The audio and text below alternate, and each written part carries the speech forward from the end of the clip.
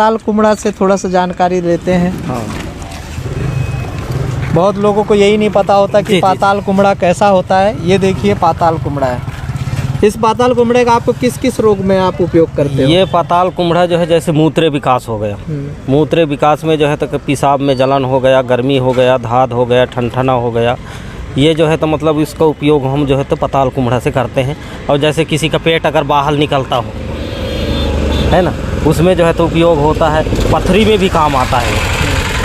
इसमें कौन कौन सी दवाइयाँ मिलाते हैं आप? इसमें जो है तो मतलब जैसे पेट कम करना है तो हम जो है तो जैसे तुम्हारा मार्केट में आता है जैसे मसूर जैसे होता है ना, उसका नाम है जैसे वो क्या कहते हैं, हिरवा। हिरवा होता है। हिरवा को पका लेते हैं, उसका पानी निकालते हैं। अब इसका चूर्ण रहता है, इसका चूर्ण को जो है तो शहद में चाटने के लिए देते हैं हम लोग। तो उसमें पेट कम हो जाता है। वाह। और जैसे पथरी, कितने दिनों में आराम होता है? उसमें कम से कम नहीं 15-20 दिन, महीना भर जो है तो चलता है, जैसे जैसे शरीर के अनुसार से। शरीर के अनुसार से। हाँ।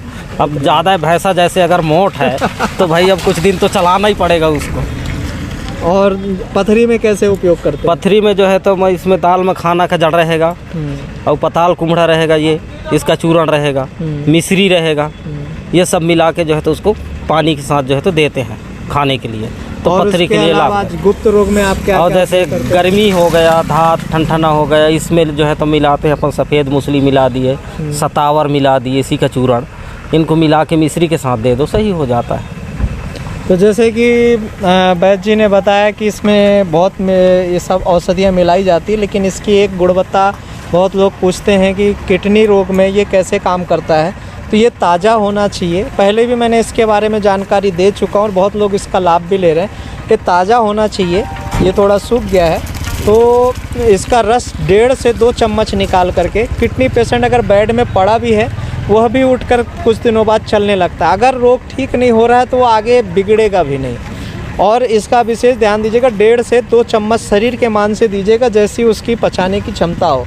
ये बहुत ज़्यादा पौष्टिक भी होता है। तो ये मूत्र विकार वगैरह खुल ही जाते हैं। और इन्होंने भी, वैद्य जी ने भी मूत्र विकार से संबंधित इसके बारे में जानकारी दी है।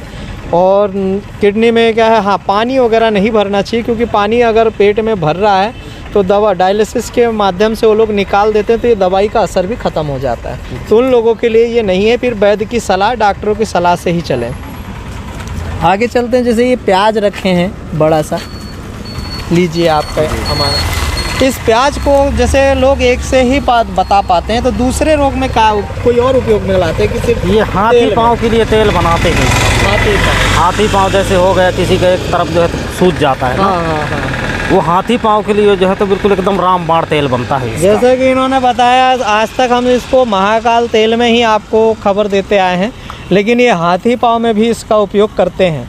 इसको हाथी पाँव में कितना मिलाते हैं? हाथी पाँव में जैसे 1 लीटर तेल है ना, उसमें कम से कम 1 पाव जो है तो प्याज रहना चाहिए, जंगली प्याज। जंगली प्याज और फिर तुम खाने वाला जो बंगला का पत्ता होता है, बंगला पान। हाँ, बंगला पान, खाने वाला जो बंगला पत्ता होता है, और अजवाइन, मेथी, लहसुन, इतना में जो है तो इसको पका लो और लगवा दो। वाह। हाथी पाँव के लिए इसको आजमाए हैं गुरुजी हम लोग। अच्छा, आजमाया हुआ? जी। तो जैसे कि आपने देखा, प्याज का एक नया महाकाल तेल के अलावा हाथी पाँव रोग जो होता है, जिसके लिए आदमी जीवन भर ऐसे ही चलते रहता है पाँव वजन लेकर के, उसमें भी ये कार्य करता है। लेकिन इसको एक दवा और भी है, लकवा में अगर इसकी भजिया बनाकर खाई जाए, जिसको लकवा होता है, साथ में दवाई वगैरह दी जाती है, तेल वगैरह मालिश के लिए चलता है, और साथ में अगर इसकी भजिया बनाकर दी जाए, सिर्फ लकवा पेशेंट ही इसकी भजिया खाएं, अन्य लोग इसका प्रयोग ना करें, उसके लकवे में बहुत जल्दी आराम मिलता है। और ये कुछ हमारे ग्रामीण वैद्य हैं, उनके माध्यम से, यानी जो पेशेंट रहे हैं हमारे आदिवासी भाई, तो उन लोगों ने ठीक हुए हैं, इससे जल्द ही आराम होता है। तो इसके लिए भी बहुत रामबाण औषधि मानी जाती है।